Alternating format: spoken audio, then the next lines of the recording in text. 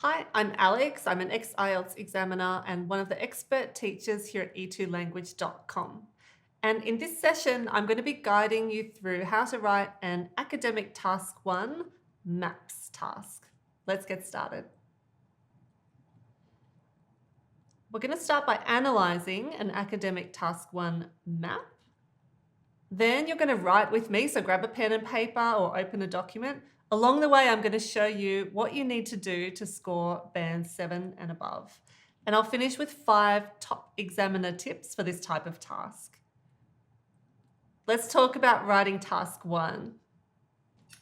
I'm not going to go over this too much because if you're an E2 language subscriber, you will know all about IELTS academic task 1.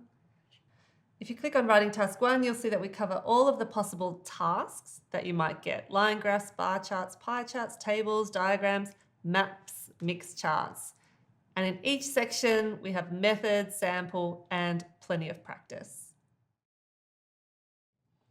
But something I do want to mention is the marking criteria. If you've watched my video on the criteria for writing task 2, you should know that 3 sections are exactly the same for writing task 1. Coherence and cohesion, lexical resource, and grammatical range and accuracy. There's basically no difference in the marking scheme here. However, this first column, task achievement, is different, but more on that later. I mentioned our live classes a couple of times, and I want to show you 2 of the tasks that we cover in our academic task 1 class, just to warm up for today's task. Now, this is one which shows 2 maps, one from 1980 on the left and the changes in 2010. So the maps show the changes that occurred in this town of Newport between 1980 and 2010. Notice that these are both in the past. So in this task, we had to use past perfect, past simple, no present or future tense was needed. Another task we've done in our live classes is this one, showing an island in 1990 and the island now. So of course, with this type of map, we need to be using different tenses: past tense, present perfect as well. Now today's task is a little bit different to those. Let's look at the instructions first. These are always the same. You should spend about 20 minutes on this task, summarize the information by selecting and reporting the main features, and make comparisons where relevant. Write at least 150 words. And here is the important instruction. The maps show Southside, a shopping mall, as it is now, and plans for its development. So even before we've seen the maps, you know that you're going to be using present tense and also future tenses. Let's see the maps. Here's the first one: Southside, present day, as it is now. And here is the Southside planned development. Now, the first thing we're going to do is analyze these 2 maps. Now, the first thing I want to know is what will stay the same. Pause the video if you want and have a look. Hopefully you've found that only the entrance, the supermarket, and the toilets are going to remain from the original site. Everything else is going to change. What will get bigger or smaller? Well, obviously, if we're looking at the bottom map here, the whole shopping centre is going to grow. The car park also is going to become bigger, and the department store will expand. What will change from one thing to another thing? Well, inside the shopping centre, the cafe is going to become the information centre, and the play area, noodle shop, and cinemas are going to change into these stores. And finally, what will be added or removed? Well, these new fashion stores will appear, a new entrance to the department store, and on the top graph, you'll notice that the golf course and the park will make way for the expansion, and the fitness centre will also be demolished. So there's a lot of information there. Which information do you need to include? Well, here is my first important tip, a really important tip for this type of task. You need to describe all of the changes that happen. So it's a little different to when you're writing about a pie chart or a line graph or a bar chart where we choose the important features. When you're writing about a map, you need to explain or describe all of the changes that happen. So it's quite a lot of information that you're going to include. Why do we need to do this? Well, it's in the criteria. On the left is the task achievement column. Let me zoom into band 9, 8, 7, and 6.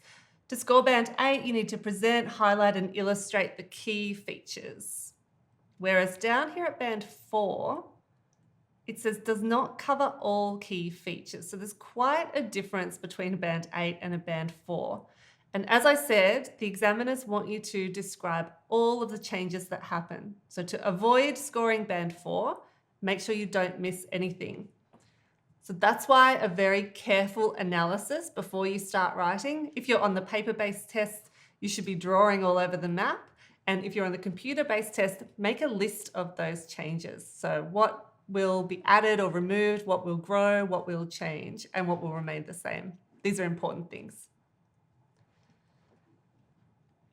The structure of our academic task 1 is always the same. We have an introduction, overview, and key features. In the introduction, we just reword the summary. In the overview, we describe the main trends, stages, or differences. In this case, we're describing the main differences. And then we have the key features where we present and highlight important features. Usually we use data, but obviously in this case, there is no data. Let's do the introduction. Here, you just need to tell me what do the maps show.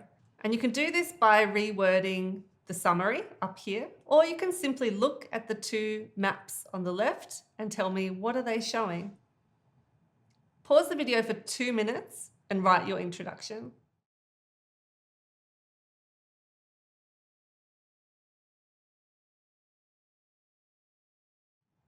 Here's my example. The two maps show the shopping mall, Southside, in its current form and its proposed expansion. Pretty short and simple introduction because I've got a lot of information to include after this. Next stop is the overview. People ask all the time, do I need to include an overview when I'm writing about a map or a process in task 1? And again, we need to look to the criteria for the answer to this. In the task achievement criterion, to score band 7, you need to present a clear overview of main trends, differences, or stages. If you have no clear overview, this will get a band 5 in task achievement. So the easy answer to that question is yes, you have to include an overview for any task 1 that you do. How do we do it? Well, we're basically answering this question. What are the major changes that will happen? Pause the video for 3 minutes and have a go on your own. Here's my example. Overall, it is clear that the plan is to extend the centre and its car park to nearby green space to allow for more stores and a greater focus on fashion at the expense of eateries and space for activities. This is just one sentence, but I've covered the important changes. The centre is going to get bigger. It's going to eat into the golf course and the park. There'll be more fashion stores and there'll be nowhere to eat. Your overview may be completely different to that, and that's okay. There's not just one way to write the overview, but the important thing is that you include an overview. It can be here where I've put it after the introduction or at the end of your task 1, but don't forget it or you're going to score band 4 in task achievement. After the intro and the overview, it's time for key features. And I'm going to write 2 little paragraphs. This is where we put all of the detail about the changes. I'm going to split this into 2 paragraphs. In the first one, I'm going to deal with this question, what is currently on the site? And in the other paragraph, I'm going to explain what changes are planned. Pause the video for 10 minutes and have a go by yourself. Here's my example. This is my first key features paragraph, dealing with the first map. Currently, Southside Mall consists of only a supermarket, department store, cinemas, a noodle shop and cafe, with a children's play area and toilet facilities. To the east of the centre, there is a golf course that backs onto a park, while to the south, there is a fitness centre and a car park opposite the mall entrance. Now I'm going to deal with the changes. According to the proposal, only the supermarket, toilets and entrance will remain from the original site. The most significant development will be the extension of the mall in an easterly direction, where it will overtake land previously occupied by the golf course and park. The fitness centre too will be demolished to make way for the car park, which will more than double in size. Inside the mall itself, although the proposed renovation will allow for more stores, including fashion boutiques and shoe stores, the department store will remain, increasing in size and acquiring its own entrance. A cosmetics and gift shop will be added, as well as a beauty salon. There will, however, be nowhere to eat, as plans show the cafe will become an information centre. Here is the full response. You can see that it's over 150 words, which is the limit. There is no upper limit, so it doesn't matter how many words I've written, as long as it's over 150. So now that we've analysed and written a full task 1 with maps, let me share with you 5 examiner tips. Number 1, organise logically. Make sure that you're using small paragraphs to separate the introduction, overview, and key features. And also think about how you're going to group your information in the key features. You may like to talk about the first map and then the second map, or you might want to talk about inside the shopping mall and outside the shopping mall. There's usually a way to group the information into 2 paragraphs. Number 2, include an overview. As I mentioned, this is essential regardless of what you're writing about in task 1. 3, describe all changes. This is a specific point to make about maps. Don't miss anything. Number 4, be careful with tenses. In this task, we were talking about the present and the future, but often you'll have to write about the past or the past and the future together, so be sure to edit carefully.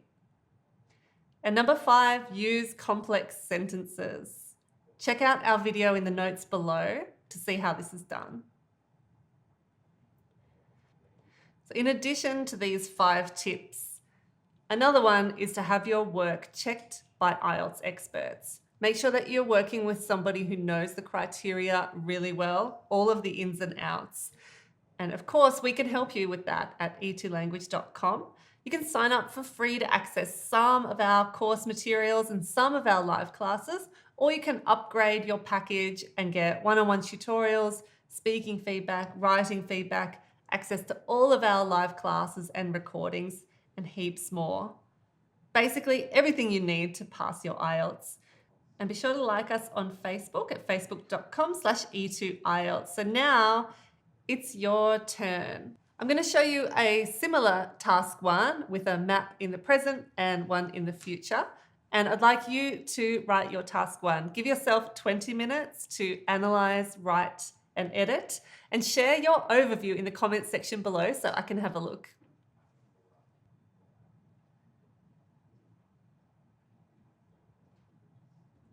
And that's it from me today. I'll see you soon on e2language.com. Bye.